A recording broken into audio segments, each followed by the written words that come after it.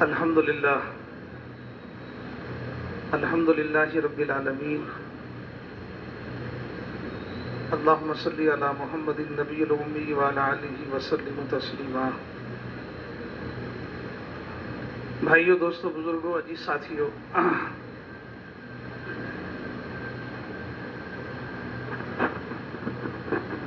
کارگزاری ایک اس کام میں، اس محنت میں ایک ایسا عمل ہے جو تمام صحابہ، تمام انبیاء علیہ الصلوۃ والسلام کی زندگیوں سے ملتا ہے۔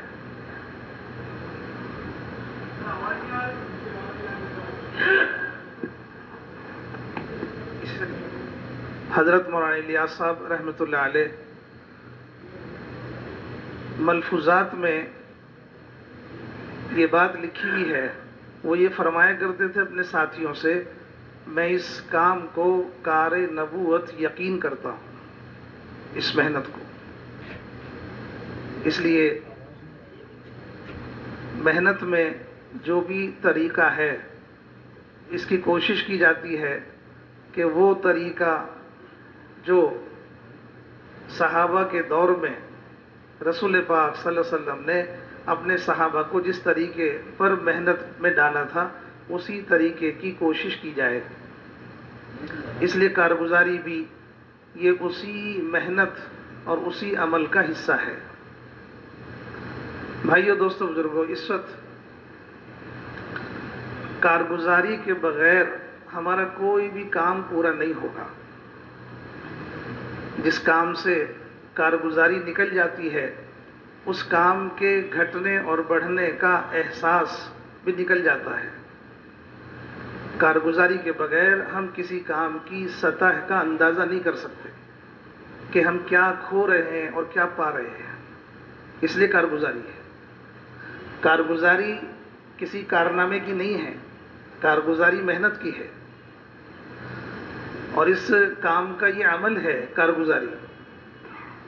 اس لیے کارگزاری کے ساتھ امانت داری یہ ہے کہ ہم کارگزاری میں وہ سنائیں گے جو ہوا ہے، وہ سنائیں گے جو ہم کر کے آئے ہیں۔ اس لیے کہ کارگزاری اصل اطاعت کی ہے۔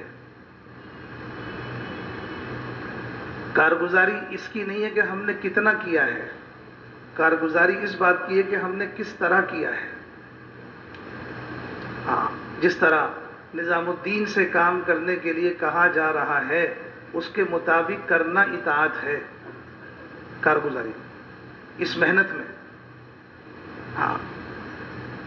اس محنت میں اس طرح کرنا اطاعت مانا جائے گا جس طرح وہاں سے بتایا جا رہا ہے۔ اس لیے کہ محنت میں دو چیزیں شرط ہیں، ایک وحدت کلمہ اور دوسرا وحدت فکر۔ ایک وحدت کلمہ اور دوسرا وحدت فکر، اور یہ دونوں شرطیں آ نہیں سکتی جب تک کہ ہم سب اپنی کارگزاری میں کام کو اس طرح نہ کریں جس طرح کرنے کے لیے کہا جا رہا ہے۔ یہ نہیں ہے کہ ایک کام ہے اسے جیسے چاہے کرو، جیسے چاہے کرنے کا نام اطاعت نہیں ہے۔ جس طرح بتایا جا رہا ہے اس طرح کرنا یہ ضروری ہے۔ کارگزاری کا اہتمام اس لیے ہے کہ جو کام ہو رہا ہے وہ کام وحدت فکر اور وحدت کلمہ پر آئے، ہم سب کی ایک بات ہو کام میں۔ اور کارگزاری کا اہتمام کام کرنے والے ساتھیوں میں جذبات کا بڑھانا بھی ہے۔ دونوں چیزیں کارگزاری سے ہمیں ملیں گی، کام کا رخ بھی اور کام کرنے کے لیے جذبات بھی۔ حضور پاک صلی اللہ علیہ وسلم کے یہاں اس بات کا بہت اہتمام تھا کہ وہ ایسی کارگزاریاں خود نہیں، سارے مدینے والوں کو بلا کر سنایا کرتے تھے۔ جنگل میں بکریاں چرانے والا جو چرواہا تھا، اس کی ایک بکری کو بھیڑیے نے پکڑ لیا۔ چرواہے نے ڈنڈا دکھا کر اپنی بکری بھیڑیے سے چھین لی۔ بھیڑیے نے کہا اللہ پاک نے مجھے رزق دیا تھا، تم نے چھین لیا۔ چرواہے نے بھیڑیے کی طرف حیرت سے دیکھا اور یوں کہا کہ تم جانور ہو کر، ایک بھیڑیے ہو کر انسان کی زبان میں بات کر رہے ہو؟ بھیڑیے نے کہا کہ حیرت کی بات یہ نہیں ہے کہ میں بھیڑیا ہو کر انسان کی زبان میں بات کر رہا ہوں، حیرت کی بات تو یہ ہے کہ آخری نبی ہجرت فرما کر مدینہ تشریف لے آئے اور اپنے صحابہ کو انبیاء علیہ والسلام کے واقعات سنا رہے ہیں، اور تم یہاں جنگل میں بکریاں چلا رہے ہو۔ یہ ہے زیادہ حیرت کی بات؟ وہاں تو یہ کام ہو رہا ہے۔ یہ سن کر چرواہا مدینے کی طرف چلا گیا، اس نے جا کے اپنی کارگزاری عرض کی۔ رسول پاک صلی اللہ علیہ وسلم نے فرمایا، اعلان کرنے والوں کو بھیجا، سارے مدینے والوں کو جمع کیا اور سب کو جمع کر کے اس چرواہے کی کارگزاری سنائی۔ جن دو بچوں نے ابو جہل کا قتل کیا تھا، ان دونوں بچوں کو اپنے پاس بلا کے اہتمام سے ان کی کارگزاری سنی، کیا ہوا، کس طرح ہوا۔ کارگزاری کے دونوں پہلو ہیں۔ کارگزاری کے ذریعے سے ہم کام کے رخ کو بھی ایک ترتیب پر لائیں گے، ایک فکر پر لائیں گے، اور اس کارگزاری کے ذریعے سے جذبات بھی بنائیں گے۔ بھائیو، دوستو، بزرگوں، دوسری چیز یہ ہے کہ کارگزاری سننے میں ہم اس وقت جو سنیں گے کارگزاری، سنانے والا کوئی بھی ہو، اپنی کارگزاری سمجھ کر سنو کہ یہ کارگزاری میری ہے، یہ کارگزاری میری ہے۔ بہت سے لوگ سنتے وقت یہ سوچتے ہیں کہ یہ تو فلاں علاقے والوں کی ہے، یہ فلاں مسجد والوں کی ہے، یہ فلاں ضلع والوں کی ہے، میری نہیں ہے۔ اللہ کا شکر ہے، ہماری مسجد میں تو کام بہت اچھا ہے، ہمارے ضلع میں تو کام بہت اچھا ہے۔ یہ تو ان کا ضلع کمزور ہے، یہ تو ان کا یہاں کی کمزوری ہے، نہیں، پھر یہ امت پناہ نہیں ہے۔ امت پناہ یہ ہے کہ دین میں کہیں بھی کمی آئے گی، اس کے نقصان کو میں اپنی طرف موڑوں گا۔ دین میں کہیں بھی کمی آئے گی، اس کا ذمہ دار، اس کی ذمہ داری اپنے اوپر لوں گا۔ اس لیے ابو بکر صدیق رضی اللہ تعالیٰ نے بات فرمائی کہ دین میں کمی آئے اور ابو بکر زندہ رہے۔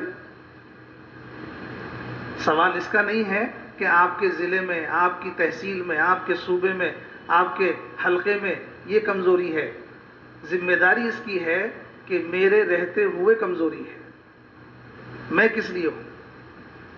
ساری امت ایک امتی کی ذمہ دار ہے، ساری امت ایک امتی کے لیے ذمہ دار ہے، اور ایک امتی ساری امت کے لیے ذمہ دار ہے۔ یہ امت ایک جسم کی مانند ہے، اگر انگوٹھے میں درد ہے تو سارا جسم بے چین ہے، سارا جسم بے چین ہے۔ کوئی آدمی یہ نہیں کہتا میرا سارا جسم ٹھیک ہے، خالی میرا انگوٹھا بیمار ہے، میں صحیح ہوں۔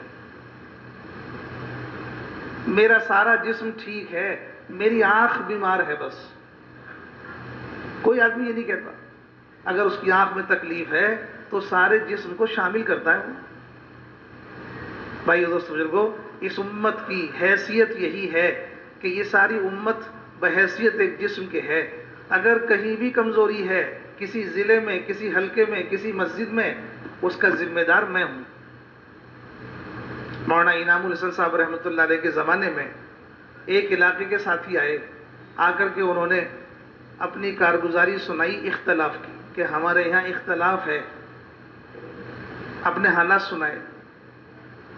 مولانا محمد بن سلیمان جھانجی رحمۃ اللہ علیہ نے یہ بات سنائی مجمع کے اندر کہ آج پوری رات نکل گئی حضرت جی کو روتے ہوئے رحمۃ اللہ علیہ، آج پوری رات نکل گئی روتے ہوئے، اور رونے میں بس یہی کہے جا رہے تھے، اے اللہ، یہ سارا اختلاف اور یہ سارا انتشار میری وجہ سے ہے،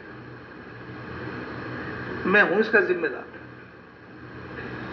ہاں، اس لیے یہاں کارگزاری میں بیٹھ کر جو آدمی اس کارگزاری کو اپنی سمجھ کے سنے گا، اپنے اوپر اس کی ذمہ داری لے گا، اس نقصان کو اپنا نقصان سمجھے گا، ایسے لوگوں کے دلوں میں دین کے مٹنے کا درد بھی پیدا ہوگا اور ایسے لوگوں کے دلوں میں امت کا غم بھی پیدا ہوگا. اس فکر سے سنی جائے کارگزاری.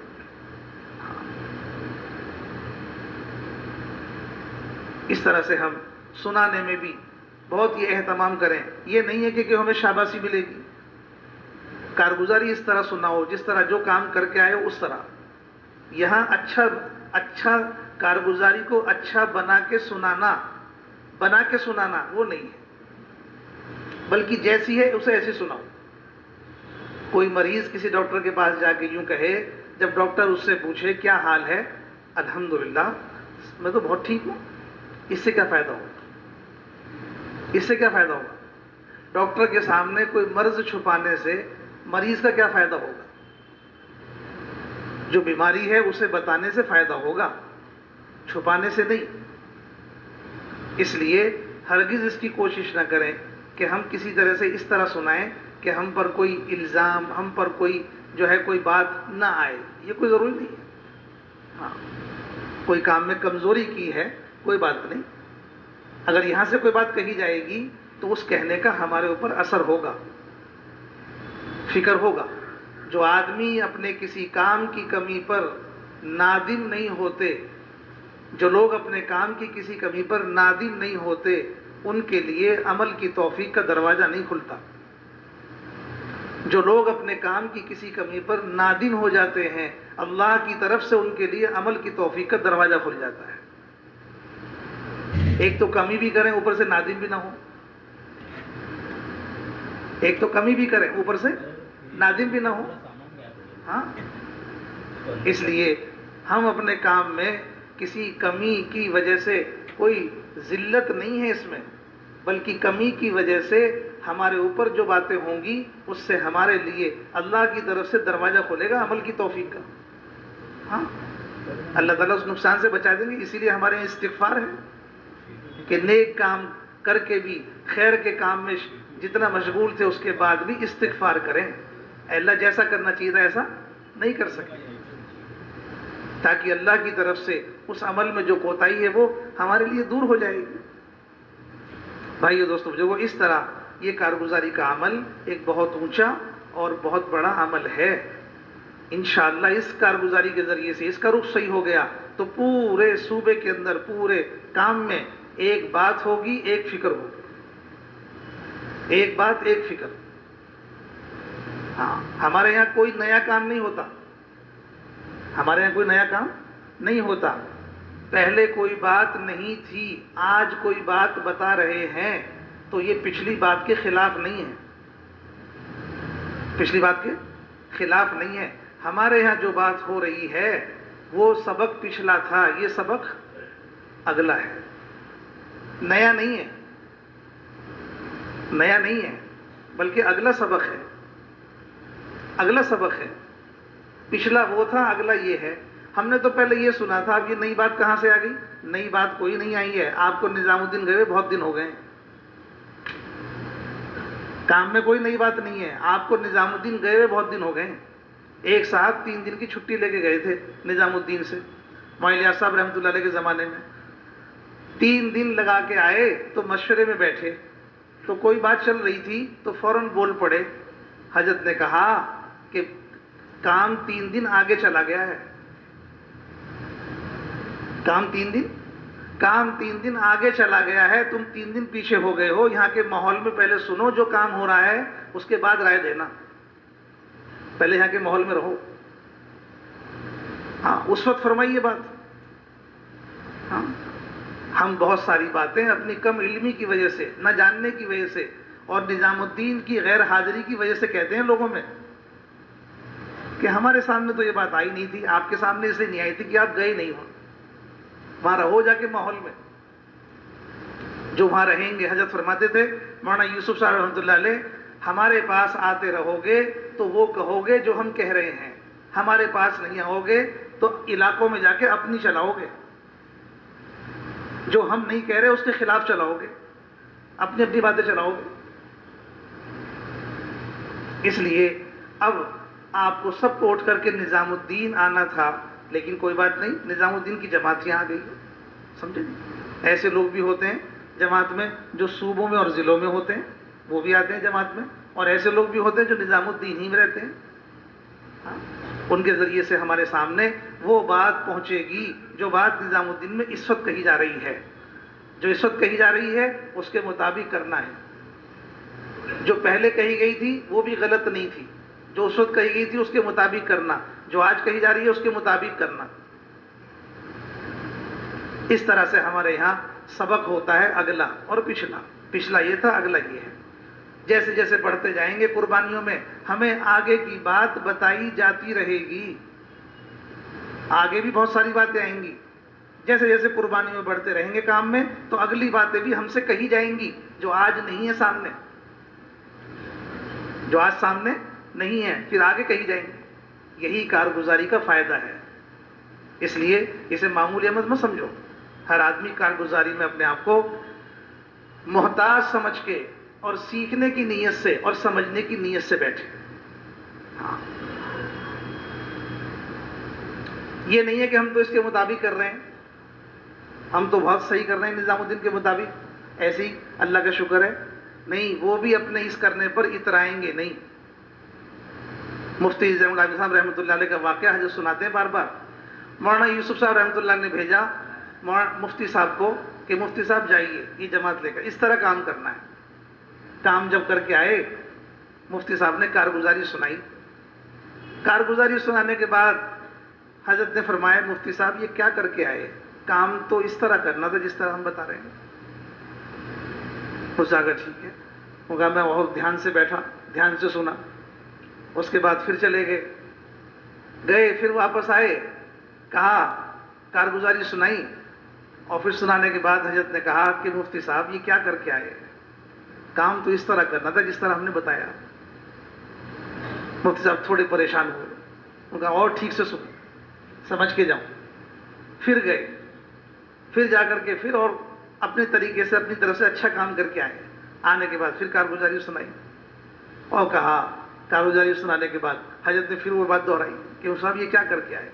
مفتی صاحب نے کہا اب کہ حضرت یہ کب تک ہوتا رہے گا؟ حضرت یہ کب تک ہوتا رہے گا؟ ہم جس طرح بھی کام کر کے آ رہے ہیں آپ ہم سے ہر بار یہ کہہ رہے ہیں کہ وہ صاحب کام تو اس طرح کرنا تھا، یہ کب تک ہوتا رہے گا؟ حضرت نے فرمایا مفتی صاحب اگر میں آپ سے یہ نہ کہتا تو آج آپ یہاں نہ ہوتے جہاں ہیں. آپ یہاں نہ ہوتے جہاں ہیں. اگر میں آپ سے یہ نہ کہتا تو آپ یہاں نہ ہوتے جہاں ہیں. اس لیے مخلصین کام کرنے والے وہ اپنی کوئی ان کے اوپر کلام کرے، کوئی ان کے اوپر کسی کام میں ان کی کمی نکالے تو وہ اور زیادہ ان کی ترقی ہوتی ہے، آگے بڑھتے ہیں. اس لیے بھائی دوستو لوگوں یہ ایسا ہی محل ہے اس وقت کارگزاری کا. جو بھی کچھ کمی کوتاہی آئے، سامنے کوئی بات رکھی جاتی ہے، سب اس کو اپنے لیے سمجھیں گے انشاءاللہ. ٹھیک ہے؟ اللہ تعالی ہم سب کو عمل کی توفیق دے.